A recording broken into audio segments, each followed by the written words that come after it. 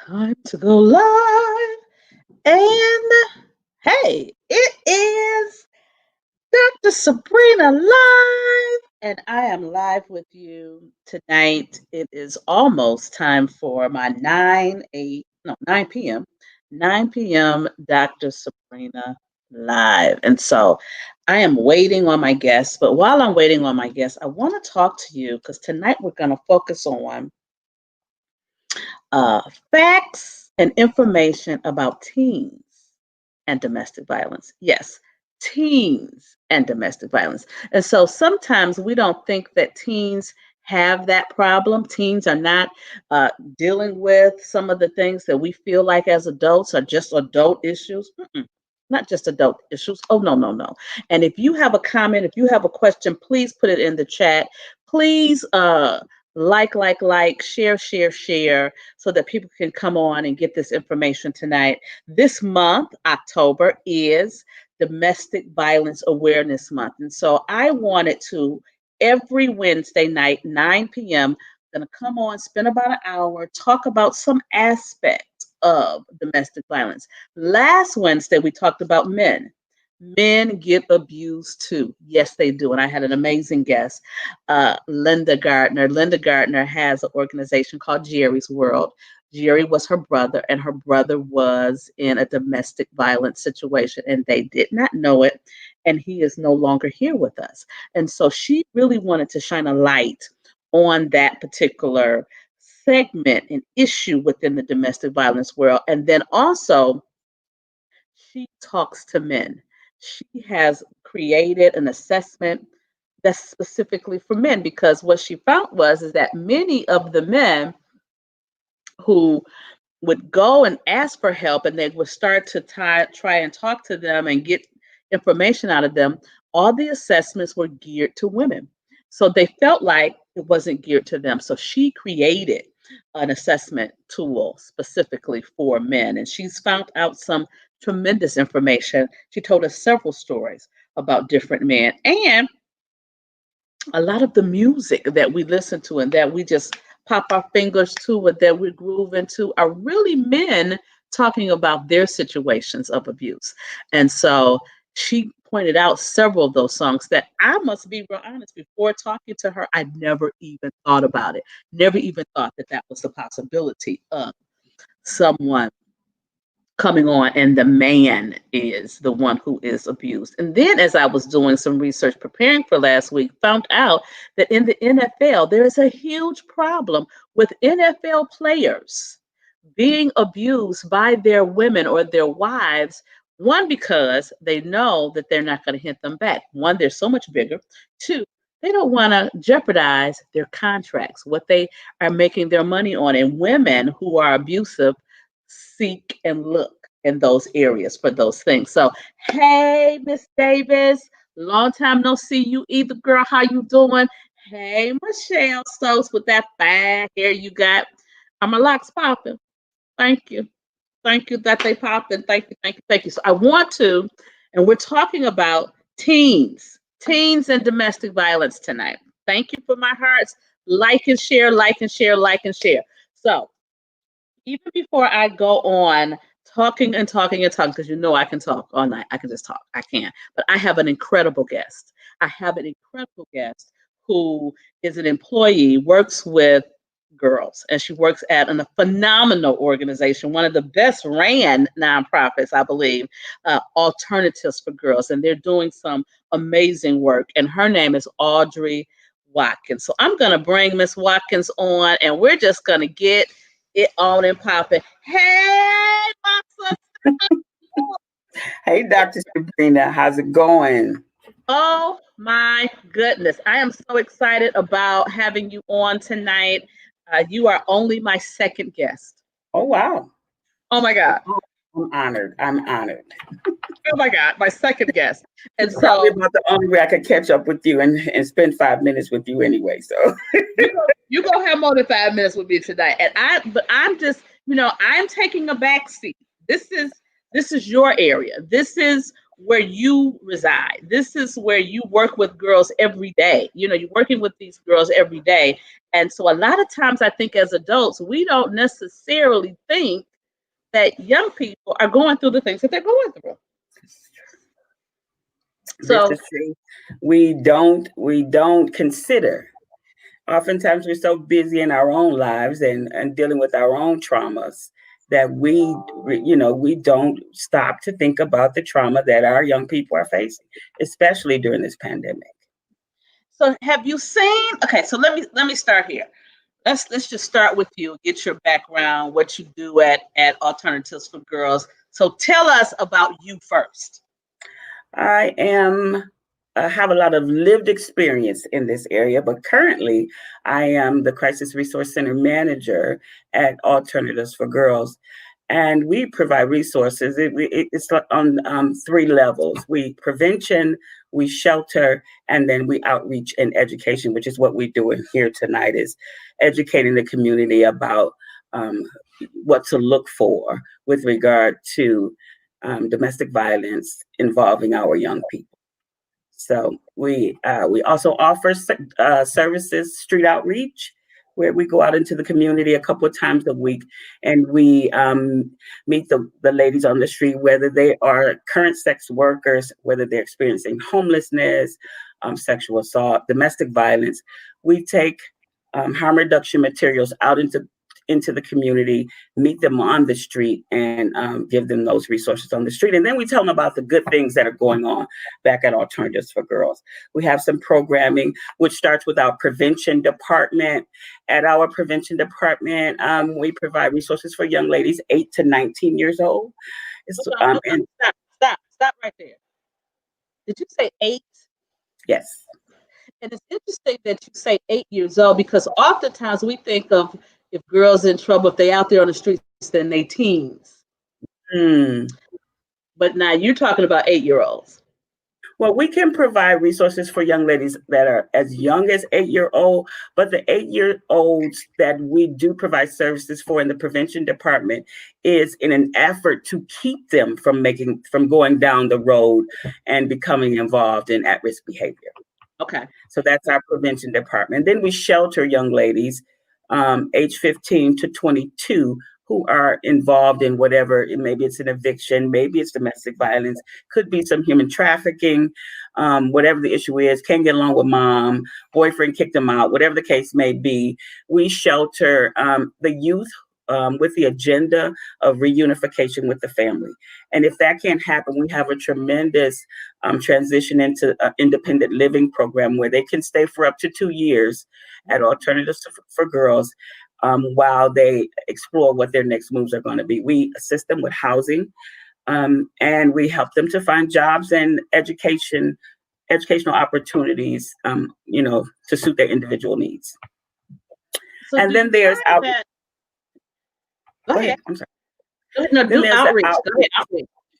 outreach and education. We have 2 programs under that. The street outreach, which I talked about, well, actually 3 now. The street outreach, which I talked about, we started out doing a lot of work in human trafficking, and we still do a lot of human trafficking. But what we found out, and what has me here talking tonight, is that oftentimes human trafficking and domestic violence go hand in hand. And because of the intersectionality of it, we were doing the work in domestic violence long before we were funded to do it. Now we're funded to do it. So, yeah, That's those are great the to know. programs. And let's Mhm. just let people know that as they're listening, as they're getting information, if they feel a tug on their heart, if they know a young person, not only can they refer to your 3 programs, but they can also donate They because definitely you're can do a that. 501c3 organization and their donation is tax deductible. It So definitely.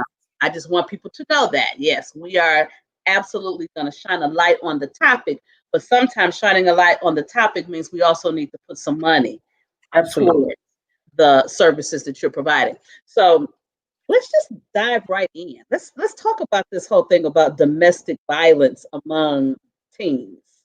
So I'm gonna start off with some startling statistics for tonight. Okay, with Okay. regard to our young people.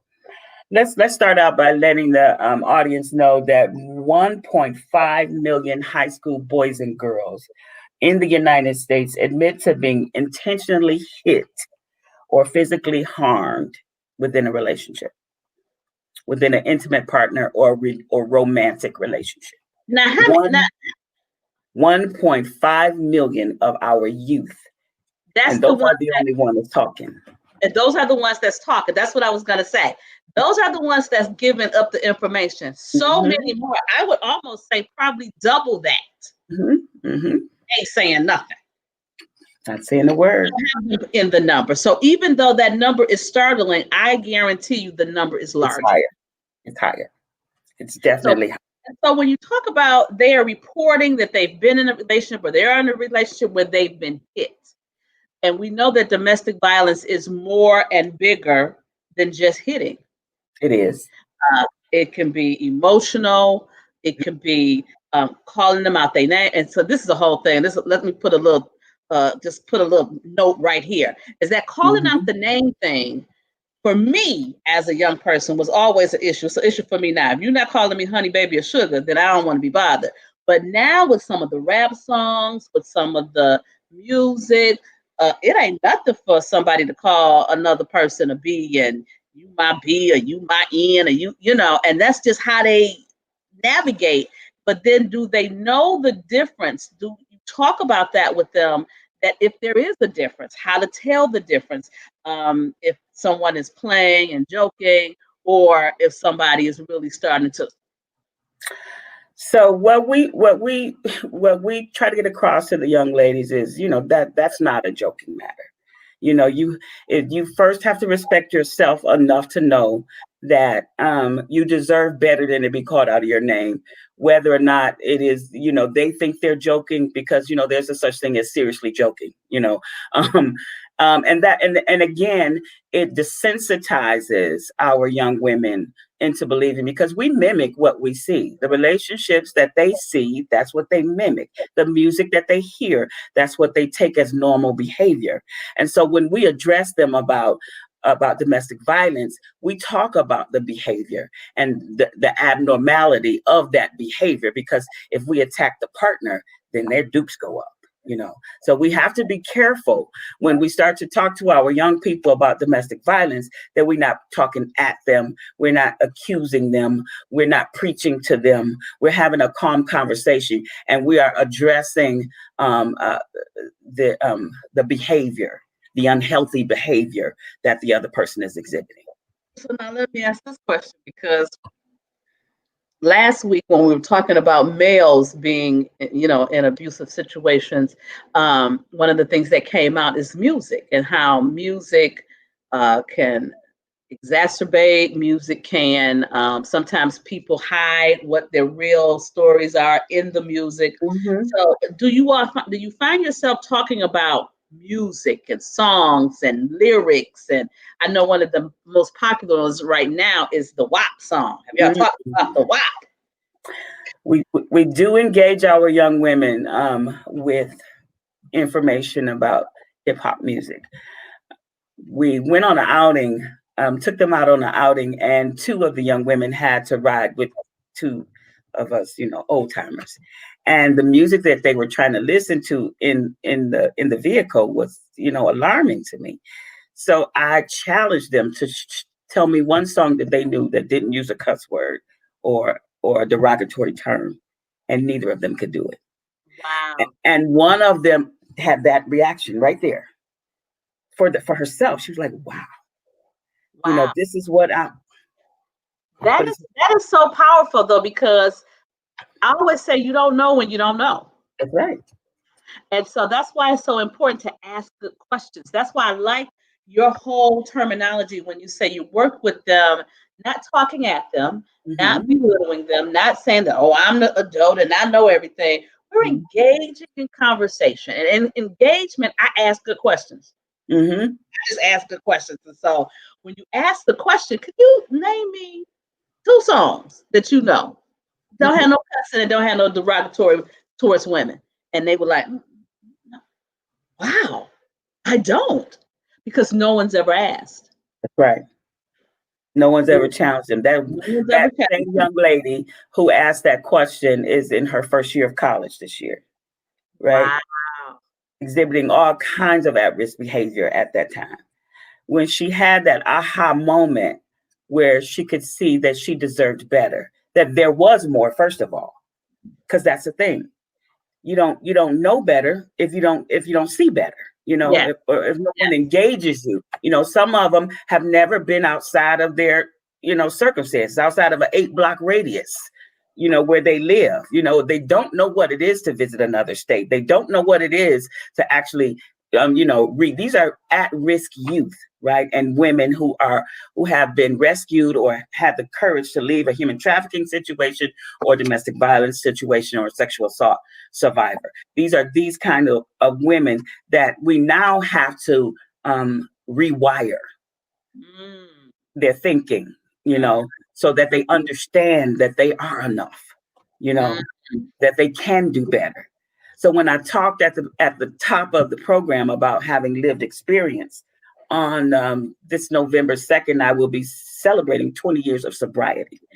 I walked through this fire so that I could reach back and get somebody else out the fire. Yeah. Well, I would say that the things that we go through are never just for us. That's true. That's true. Never just for us. So whenever we've gone through something and we've gotten to the other side, it is our responsibility to be that light, because we might be at the end of the tunnel for somebody else, and now they can see that there's a little light there. Let me move towards that light. And then when they get closer and the light gets bigger and they can see that, the person had the same experience. And I don't care what it is. There is somebody that has been through it. That's right. And on the other side of it. And so even as I look back at my teen years, and I was gang raped. That's out there. That's a thing. It's a story. It's a thing. But I was gang raped. But what's not out there, what I have not talked about, is in the book that I wrote. But I dated a guy who he and his best friend raped me. And this was after the gang rape, so I'm already all jacked up. I'm already in that at-risk category. Although I was still going to school, I was still getting good grades, I was still going to church, I was still singing in the choir, I was still, I was doing all of that, but I still had that at-risk behavior based on what I had been through and not dealt with, not talked to anybody, not told anybody. And so I was writing the book, and I got to this story about this particular boyfriend, and it came back to my memory what they did to me. And I just remember stopping as I was writing and asking myself, now, Sabrina, what did you do afterwards? Did you break up with him? Did you cuss him out? Did you tell him off? What did you do? And as I really was honest with myself, I didn't do nothing. I continued to date him like that never happened to me. And unfortunately, that's not that uncommon, right? Because especially as a young adult or youth, when you are faced with this kind of trauma, whether it be rape or domestic violence or human trafficking, you are more likely to be involved in alcoholism, eating disorders, self-denigrating issues, because your self-esteem, your worth has been challenged. So you're promiscuous, and you have thoughts of suicide. You're more likely to do that after surviving an incident like you just talked about. So it's not as uncommon as you think, but it's also another area, another tool of the enemy to use against us with regard to our worth. Oh, you didn't say nothing? You didn't tell nobody? You didn't do nothing? And you know what's funny? I am the queen of stuffing. I learned to stuff. I learned to math, and I've done it eloquent. I mean, I am so skilled. I could teach a class in it. Oh my God! However, once I really began to heal, once I really got to the place that I understood that standing in my truth was my truth, and it didn't matter who else accepted it or what they thought about it. Once I got to that, I didn't even get to that point till I was 48. 48 years old. Mm-hmm. It And so takes now it. that I stand in my truth and I look back, sometimes I'm like, I can't even believe that really, Sabrina, that's what you did. Because it wasn't talked about. Right. It was definitely You weren't silent. encouraged to tell them, and it goes along with that old adage about what goes on in this house stays in this house, that kind of thing. It wasn't talked about. Women have been programmed to carry so much and to do so much stuffing, especially women of color. We've been programmed to stuff and take on more stuff, and smile through the pain and take care of everybody else except ourselves. See, we've been programmed to do that. So it's not uncommon that it took you to 48. That is another trick of the enemy to say that it's too late for you to get help. Well, no. Oh, no. What I've learned, if I wake up and can get up, that's right. it's still an opportunity. That's right. So I am so excited that now I get to tell my story. I get to tell my truth, that God has blessed me with a platform that people even listen to me. Marlene is on here and she just said, thank you for real talk. Love you to life, my sister. Love you to life. Because we need these platforms. We need these places that we can be real about the stuff that we've been through, but then we can also give accurate information, because I think that is the biggest problem. People, this is what I say. When people say, they say this, and I always say, my they has a name. Who are they? Something, my they has a name. So if I'm talking about black seed oil, oh yeah, because that's something I talked about with Dr. Carla Mitchell. She's a natural clinical naturopath. That's who my they is. So if you're gonna start talking about they, have a name to it. Where'd you get the information? Don't just be talking all willy-nilly, because that's what we do, especially as women. Oh my goodness. And then we don't. Love to be the authority here. Yes. So you said at the top of the year, you said at the top of the hour that you had some startling statistics. We've only gotten to one. I want to hear some more. Okay. So we got to another one, because those youth who have been traumatized by sexual assault or domestic violence are more likely to use drugs and alcohol, more likely to do self-harm to themselves. Let's say they did a survey with 2,000 women. So let me tell you what came up this particular survey. Half of the women that were killed as a result of domestic violence were killed by a former or current partner. We just saw the news story right now. We got a news story right now where the lady was killed. She was 52, killed by her ex. They hadn't gotten divorced yet, but they were separated. She had filed for divorce, and he came and killed her, then killed himself. And that I'm going to get rid of the dog because he's cutting up. He decided he want to cut up. So let's. What type of dog? He is a Pomeranian poodle. Oh, that's why. Because those are prissy dogs. Those are dogs that's like, look, it's my time. You're all in my time. This is true. Okay, so back to some of the statistics. They said that of the 2,000 women who were killed as a result of domestic violence, 7% or 150 of those women were teenagers, were young women. Wow. Where the average age was 17 years old. Wow. 17 years old. Now, we know that our youth are dating earlier and earlier. So these statistics, 72% of 13 and 14-year-olds are dating already. And the violent behavior starts as young as in the 6th grade. From 6th to 12th grade, that's where the violent behavior starts. Okay, so wait a minute, hold up. So when we say dating, what do we mean by that at 13? How you dating at 13? What you doing at 13? Well, we have people parent differently nowadays, right?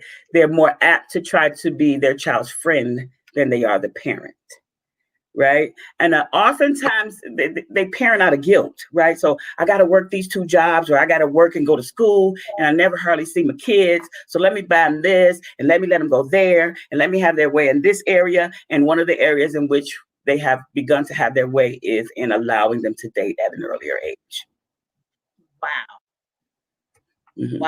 Wow. Let me see this. To everyone that's logged on and they're watching this program, like and share, because there is somebody out there that needs to hear these statistics, that need to look a little deeper, that needs to kind of monitor a little deeper, that needs to ask some different questions. Because I know for me, I'm the mother of a 27-year-old now. He's 27.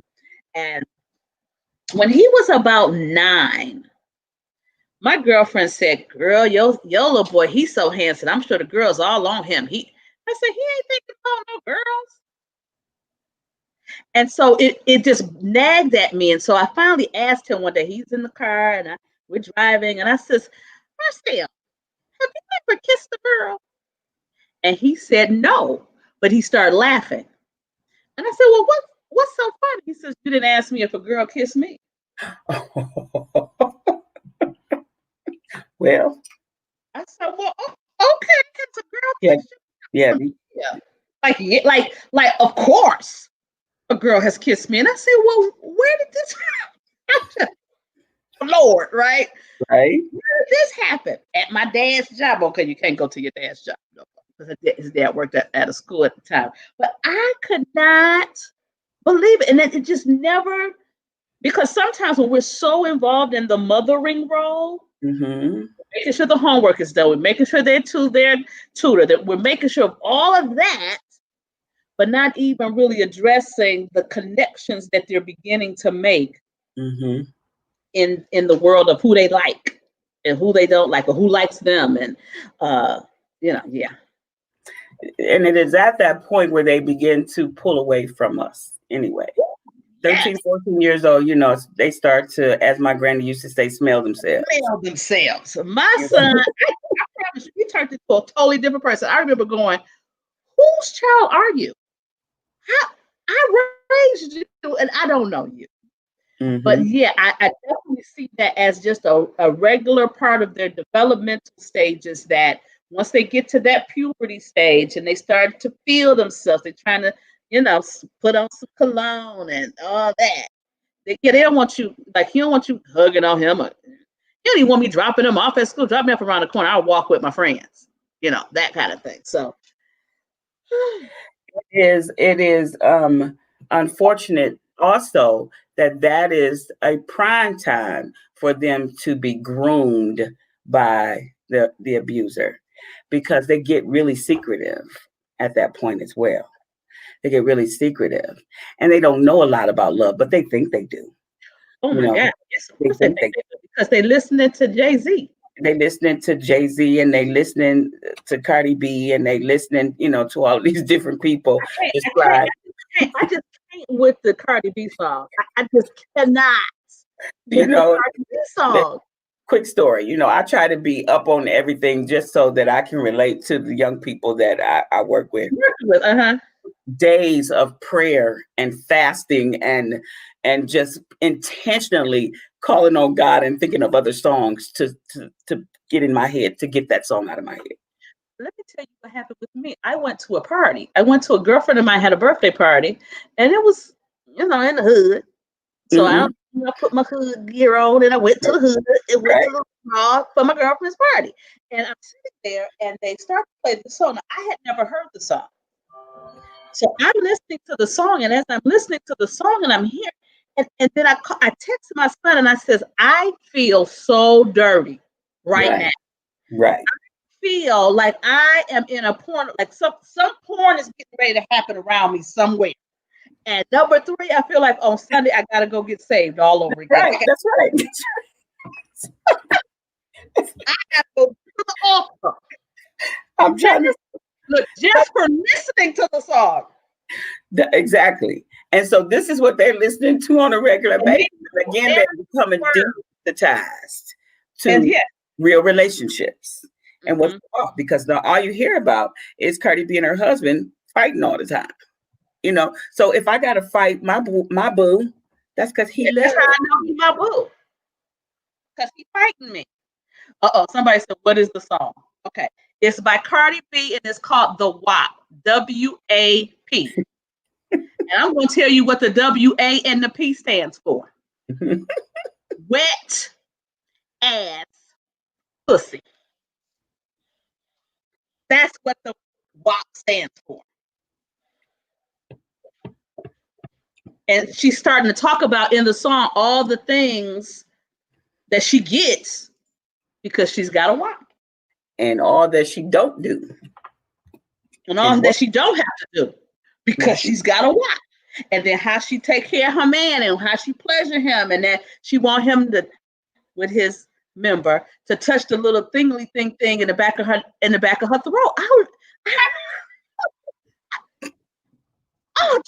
promise you, what's that? I don't want that. I don't want that. And but to get to the point where our young people think this is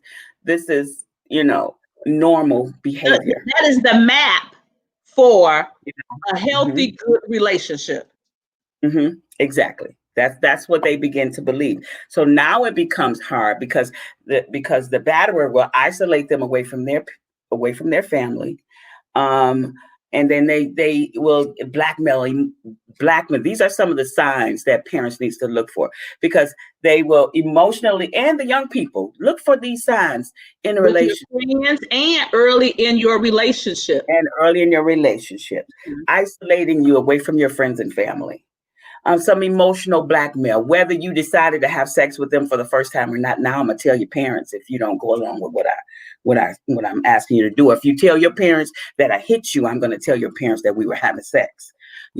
They take pornographic pictures of them and blackmail them that way. Well, if you tell your parents I hit you, I'm going to show everybody these pictures. I'm going to put your picture on the internet and everybody's going to know. So now the young person is forced to think that they have to stay in this violent relationship in order to protect their image, right? They threaten or they actually do bodily harm. And image is everything, even more so now than it was when we were younger, because we didn't have the internet. We didn't have where people could take a picture and then post it. I mean, you had a Polaroid, and I could steal the Polaroid and tear it up. Right. But now, once the stuff on the internet is there. Once it's in your phone, and upload it to the cloud. I never use my cloud. So today I was talking to my assistant, and she was saying, well, she was teaching me about the cloud. So I said, oh, okay. And I said, oh, yeah, I do have it. I knew I had it. And I had paid to have some extra storage. And so we went there so she could show me some things to do. I found so many pictures I ain't seen in years. I was like, oh, my God, I thought I had deleted these. They uploaded to the cloud. Luckily, I don't take nude pictures. Hallelujah. Right. Won't do it.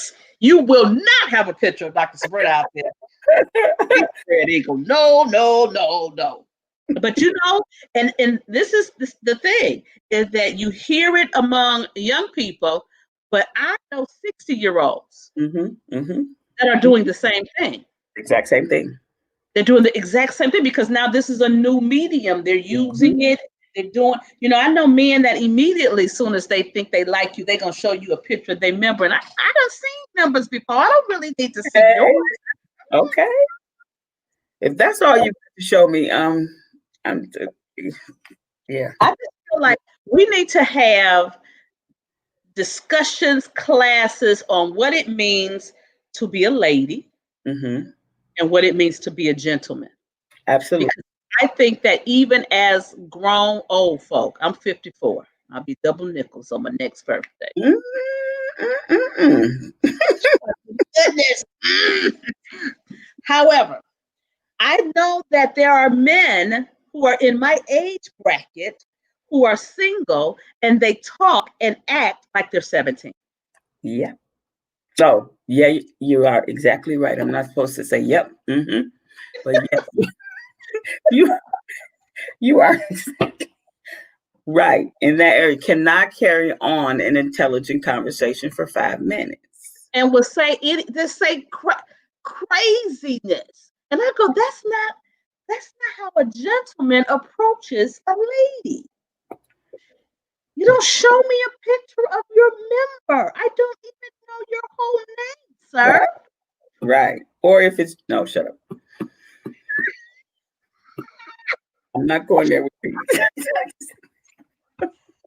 It may not be yours. Be fake news. That's all I got to say. Fake news. That's a good one. Let's get back to the young people. But okay, so Right. give me another statistic. Give me another fact. Okay. Okay.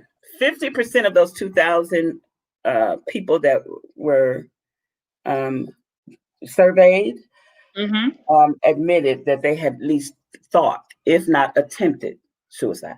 Wow. I know this whole suicide thing is a big old thing. Mm-hmm. And the whole thing about self-mutilization, just being depressed and staying depressed so long, being hopeless, feeling like they're not. I've talked to young people that really feel like they're not going to be older. Mm-hmm. Something's going to happen, that they're going to die before they're 25 or before they're 30. They're just not planning a life that is full and rich because they really don't think that there's anything to, they are hopeless. And so in the work that you do and the young people that you come across, what are some of the things that you do to help raise their expectations, to adjust their belief system to where that there is, you start to see some glimmers of hope? So our adolescents, which is the reason why the 3 stages of programming that we have at Alternatives for Girls, we have prevention, which redirects at-risk youth, to get their concentration more on school and making building healthy relationships and friendships, preparing for college, things like that. So when we find young people who've not yet begun to engage in at-risk behavior, but they, live in an area where there is a lot of at-risk behavior being displayed, they come through our prevention department. And then we do so we had to do it virtually this year. So 50 young people joined our summer program, and they virtually visited Spain and different places, cultural places that people in the hood ain't never thought, to go, that we really couldn't afford to take them for real. But because of COVID, we had to come up with a way to, engage the youth and keep them interested, and then build their expectations for themselves, like enlarge their territory so that they have a bigger canvas, yeah. This is just a side. Do you all do vision boards, goal setting, things of that nature with the girls? We do it with the girls. We do it at all levels. Okay. So in the shelter, we have the 15 to 22-year-olds. Some of them have children of their own. And at that point, what we do is if they're between 15 and 18, our goal is reunification with the family, if at all possible, right? Okay. If we cannot get them back together with their family, and sometimes they're better off without, not going back, then we find other resources for them. If they qualify for our transition into independent living program, they can stay with us. We also were awarded, our shelter department was awarded a rapid rehousing grant earlier this year. So they've housed like 42 youth in their very own homes. Hold on. Yes. Hold on. Go back. They are housing youth in their own homes. Housing and support, called supportive housing. Yep. So they live in the house, but they have support that comes in and help monitor, help them create, help them develop what the house should, because a lot of people don't know what a good home living is. They don't know how to set up before they actually move in the rapid rehousing program. A lot of them came through the shelter. right? And through the transition to independent living, which is the 2-year program we talked about. And in those 2 years, we teach them how to budget. We teach them how to shop for groceries. We teach them how to pay their bills. We teach them, the basics. I And love then that. and then when we feel like they are able to live out on their own, then we assist them physically and monetarily in finding their own apartment, and then we provide aftercare services for them to make sure. So for up to 6 months after they get their own home, and we help them get furniture, and we help them get everything that they need God, to I start. so love that. And then for 6 months afterward, we support them. I am so excited to hear that because I know people that have been in situations and just not been able to they get knocked down and they can't get back up because sometimes when you get knocked down, you need to get help to get up. Mm-hmm. If you might need a crutch for a minute That's right. while you're building that muscle again. So, do you all spend a lot of time talking about relationships and dating and just all of that? So one of the greatest components of Alternatives for Girls is our peer educator program. Okay. The peer educators are 15 to 21 years old. Okay. And they come in and we teach them the life skills. We teach them safe dating. We teach them building healthy relationships and getting out of unhealthy relationships. And then they in turn take the information and go teach it to their peers. I love it because that makes such a big difference when they can hear it from someone that's closer to their age, that have been through some of the same things that now I might have been through some of the same things, but not in the same environment, not in the same time. I never dealt with having my picture posted on social media. Exactly. It feels like I ain't never had that. Mm-hmm. But there are people who have and that are on the other side of that now, and they can help them with how to walk through that. Navigate. Yes. Love it. I love it. So it's all girl power. I mean, we teach the young women and they teach their peers. So it works. And they're more receptive when it's coming from their peers. So I love that because do you have in the peers, do they tell their own personal stories? Do they talk about the things that they've been through and because one of the things I say all the time is the number one way to teach a behavioral or a social skill is by modeling. And so being able to see that person, now they're on the other side, this is what they're doing, this is how they're getting through this, things of that nature. So these young women they come in, a lot of them, they don't know each other when they get there often. So it's a process of building trust amongst each other with the facilitators and the managers of the program. But when after that happens, the young women are so, I won't say eager to tell their story, but willing to share their story in an effort to help their peers. It's a beautiful thing to watch. I hear what is that? These guys. Hey, I love it at home working, doing the thing. Hey, Nikki Roberts. That's my daughter. I know she says I'm proud of my mommy. Nikki, we proud of your mama too. That's why she on here. We want her to talk about and help us to understand things to look for, things to understand, and the resources that are available out here. Because a lot of times if you're not in that role, and then the thing that happens is if something happens and you need resources, we are the main ones that don't want to go for help. Exactly. And we need to take the stigma away from getting help.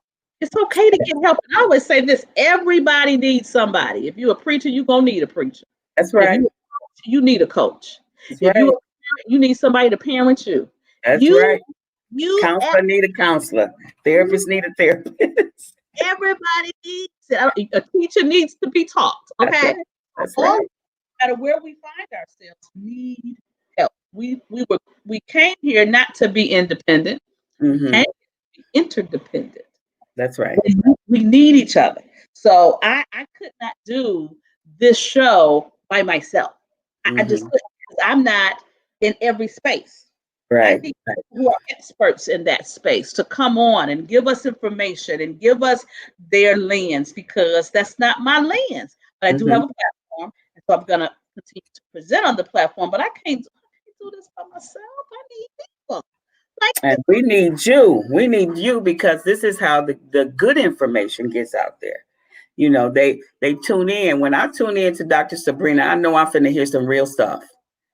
I know she's not going to sit in a space where they are giving out wrong information. And ooh, I can't do first of that all, move. I know you're not going to be in that space. And secondly, if some wonder miracle or sorts happen and somebody starts to pass out some wrong information, you would, you would tell your audience the real information. So we I, need platforms like this. it's so funny because when I do Let It Rip on Fox 2, they told me, people are afraid of you. I say, afraid of me? Yeah, because you'll listen, you listen intently, but when you drop a nugget, you drop the mic. They kind of don't have a way to come back because I And just we all look for ways. Like I'll give you a specific because as I was writing down my notes for tonight, I was thinking to myself, what is the what is it they use? I don't want to say the wrong word. Anyway, you will take those first letters and put them you talk about acronyms. Yes, Dr. yeah, Sabrina is famous for her acronyms. I did the acronyms in my sleep almost. I just think in acronyms. So whenever someone asks me to do something, the first thing I think about is a word. I said, okay, what kind of word is going to really emulate or encompass what we're talking about here? So I've been asked to do some executive coaching for Fortune 500 companies. And So, I said, I'm going to be doing 6 months with a few executives. And so I says, at the end of the day, what do I want it to have happened? And so I want them to expand. That is the word that came to me. Because I wanted a word that was 6 letters, because each letter that month we're going to focus on things that start with that letter. mm.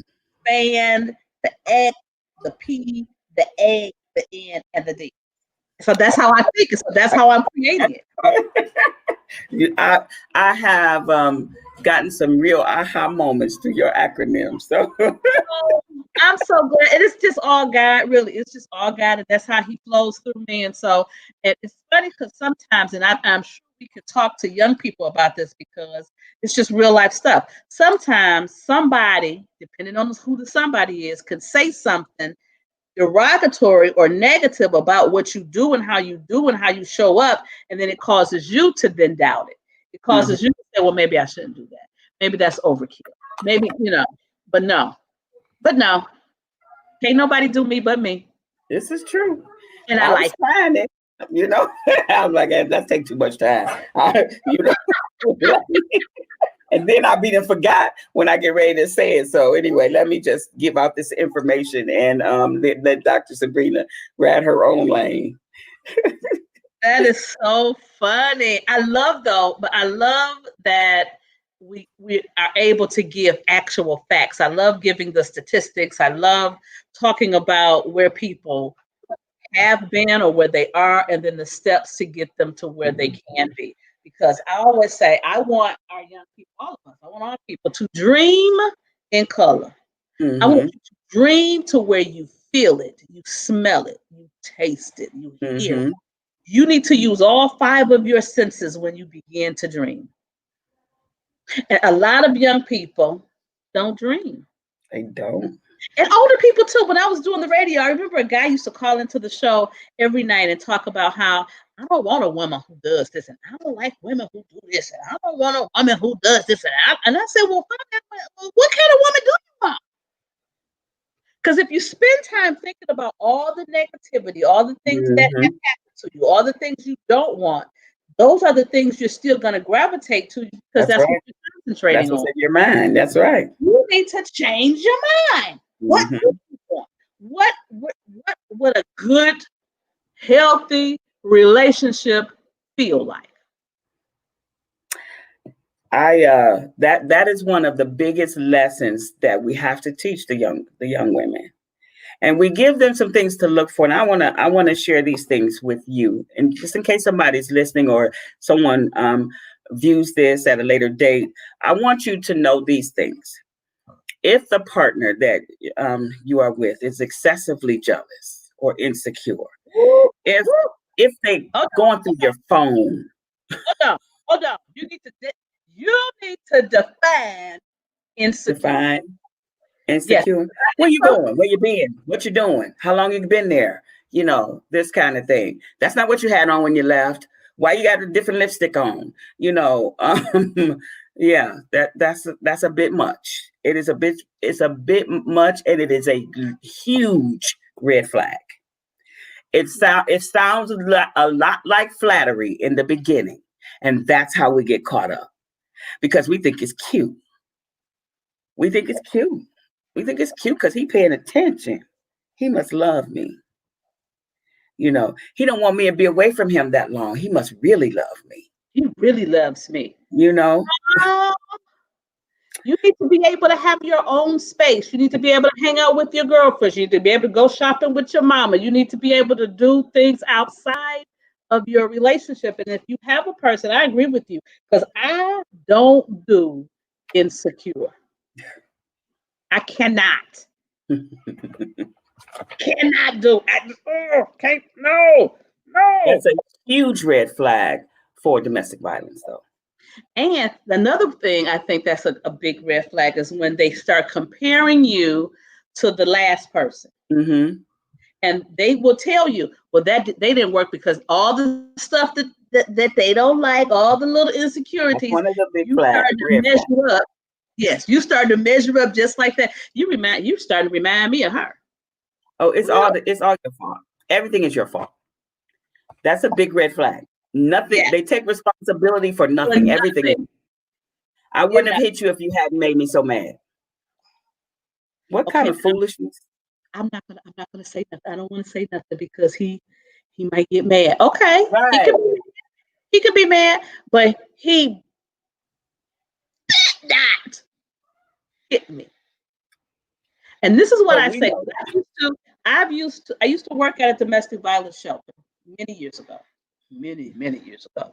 But I remember before I worked at the shelter, there were things that I would say flippantly. Oh, a man ain't gonna ever hit me. Mm-hmm. Man ain't gonna ever do this. Until I worked at the shelter. Mm-hmm. And I began to hear people's stories, and I began to understand and listen. And so I say it to myself, I can never say that a man will never hit me. But what I will say is that I will not stay in a place where a man is hitting me.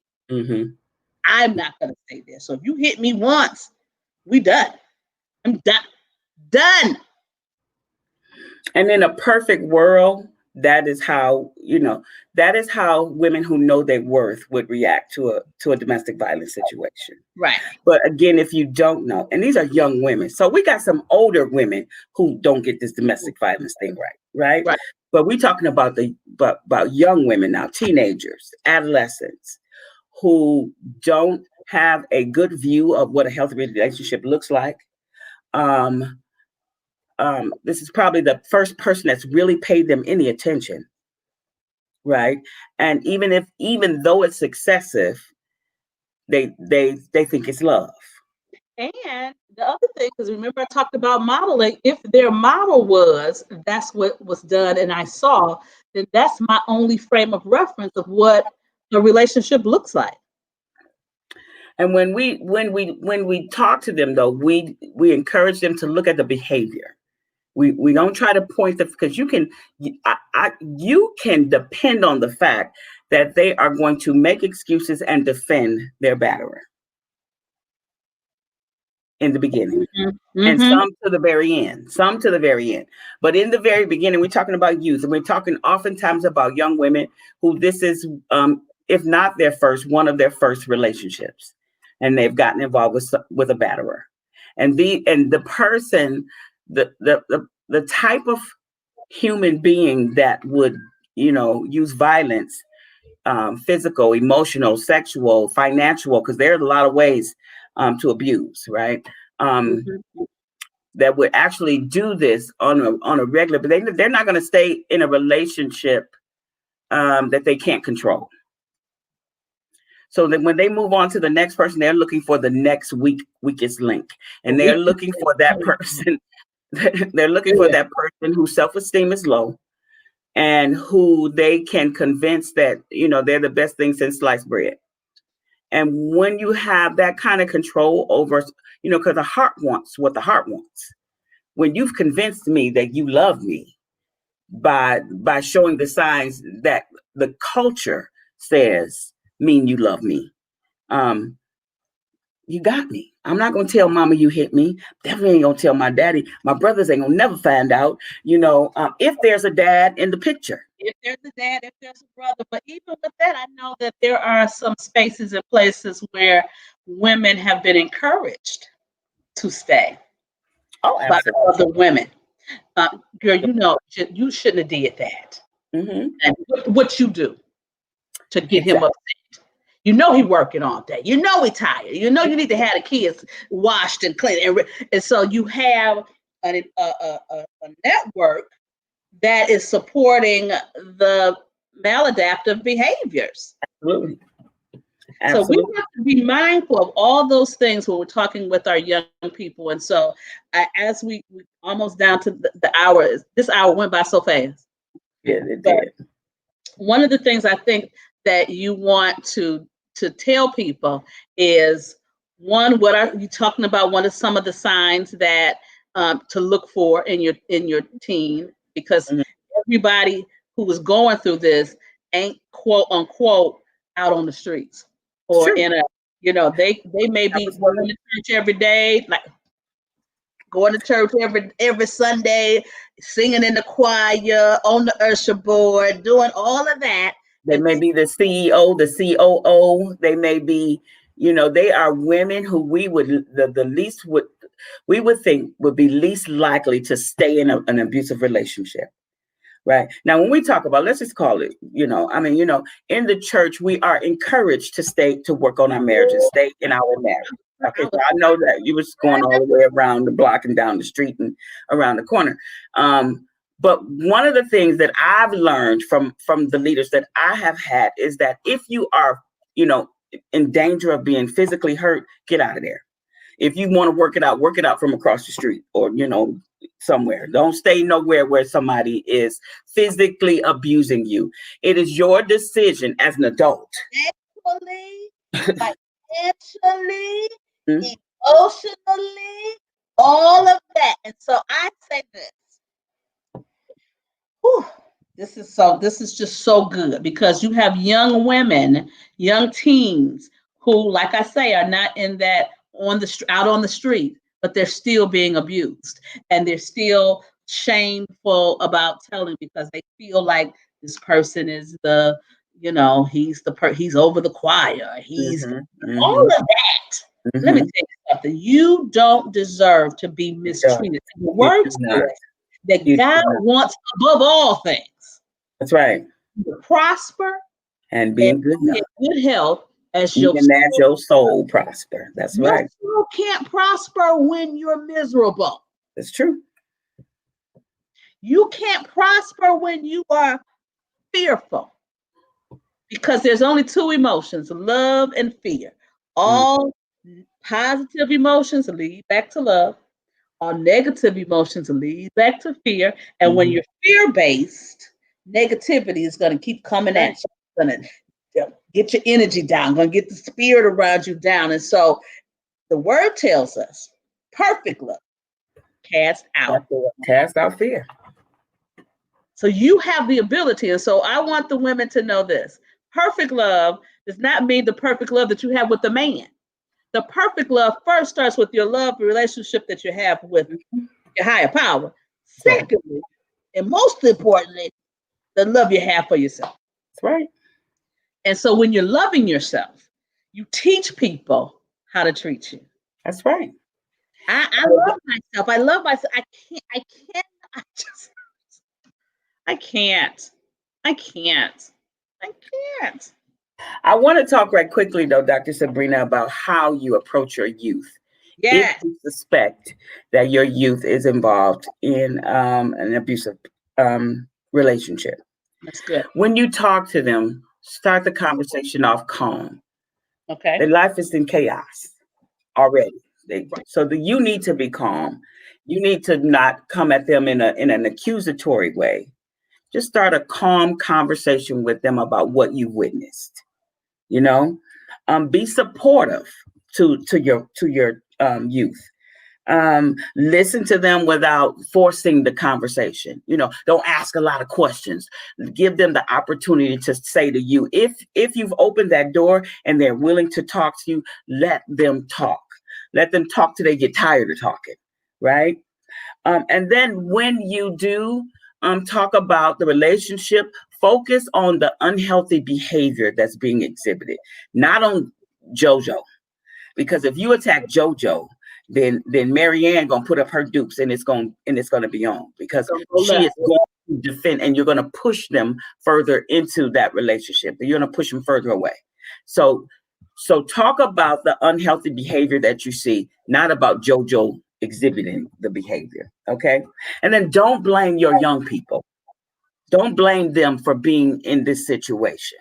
Right. Let Mm, them know that this is not right, but it's also not uncommon, and there is a way out.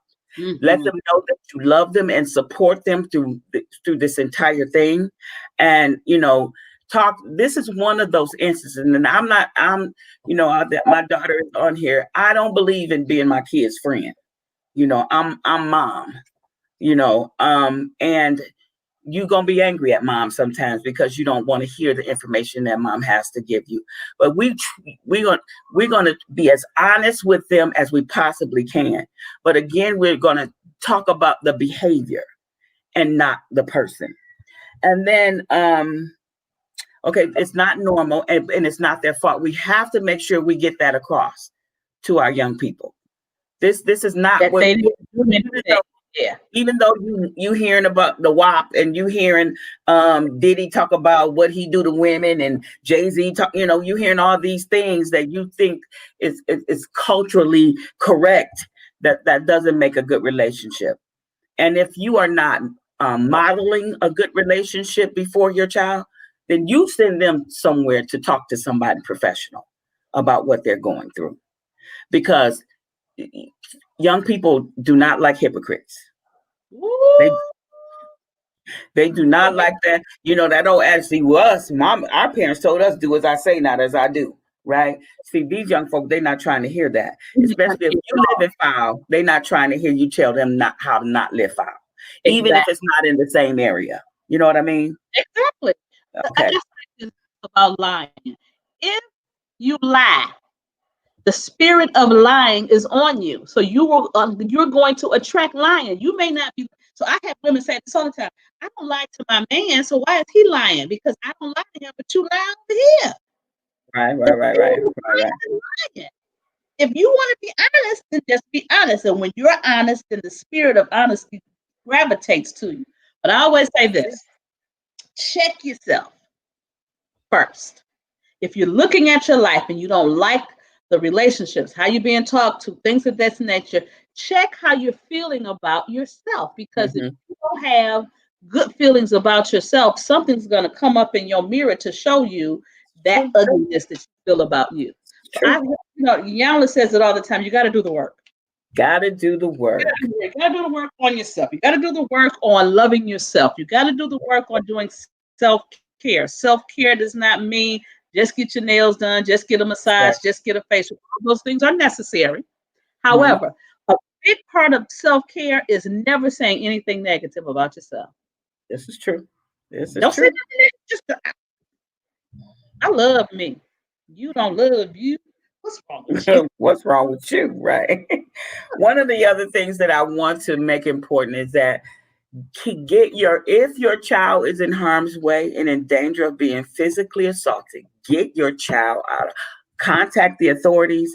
There is a domestic violence hotline. I'm going to slowly give that number right quickly. It is 1-800 799 SAFE, which is 1-800-799 7233. 7233. And that's the National Domestic Violence Hotline. Now I have a Crisis Resource Center hotline for Alternatives for Girls, and I will give you guys that number as well. Hold on. I'm going to do some things. Okay. And then the Alternatives for Girls. Mm-hmm. Okay. Crisis line. So AFG 3919. Let me see what those. Some numbers. I don't know. And you know, people don't know. 800. Well, I'm gonna tell you right now. I'll tell you. AFG 234 3919. 1-800-234-3919 is the 24-hour Crisis Resource Center hotline for domestic violence, human sex trafficking, sexual assault, and homelessness. So if you are experiencing any of those issues, you can call the Alternatives for Girls crisis line. And there's also a number to call directly for domestic violence advocate at Alternatives for Girls. And that number is. I already put those numbers. It's going across the bottom of the screen. They can inbox me. I am who I am. I'm Audrey Watkins on Facebook and on Instagram. So if you guys, and then you can reach me at Alternatives for Girls. I'm the Crisis Resource Center manager there. Any questions that I can answer, I'd be glad to do that. Thank you so much for taking this time out to be as transparent as you have been, as informative as you have been, as charming as you have been. Mm-hmm. I really appreciate it. And I know that this information is going to go a long way. This tape will be uploaded to my YouTube page so people can go back and listen to it, take down the numbers here. I want to thank what you do over at Alternatives for Girls. You all are doing amazing work. Amazing. Thank you. Thank you. Amazing. Surely can't do it without you guys. So in addition to any donations, any financial donations you have, you can also help us with your skill set. So if you want to come and donate your time to Alternatives for Girls, we gladly accept that as well. And that's right. Come on over to Alternatives for Girls. I know that I belong to a group and we were talking about doing some things with Alternatives for Girls. So I don't know who's reached out yet, but we are going to do something. I'm a part of a group that we're going to do something there. And I think it's just necessary for young girls to see women who are accomplished, who are successful, who are leaders in their field, who are parents, who are all the things that we do as women. Yes. We need to be able to be an example and a model of what it can be. It don't have to be what you've been through, because God don't consult your past to determine your future. That's the truth. That is the truth. And thank God he doesn't. That's right. Well, I am so excited. We're 2 minutes past my time. I tell people an hour. We're going to be on an hour, and I'm done in an hour. So I want to thank you for tuning in to Dr. Sabrina Live tonight. This month, we're focusing all month on domestic violence issues. Next Wednesday, the LGBTQ community with none other than Officer Danny Woods. She works for the Detroit Police Department with that particular population. So we're going to get some facts that I'm sure we're not ready for. Because she was telling me some stuff, and I thought, I got to go lay down. we don't know. And sometimes because we are judgmental, we don't offer the same type of assistance. It's hard for them to get assistance. Yeah. So we shining some light this month. So thank you, Audrey. Have a good one. All righty. Take care. Bye-bye.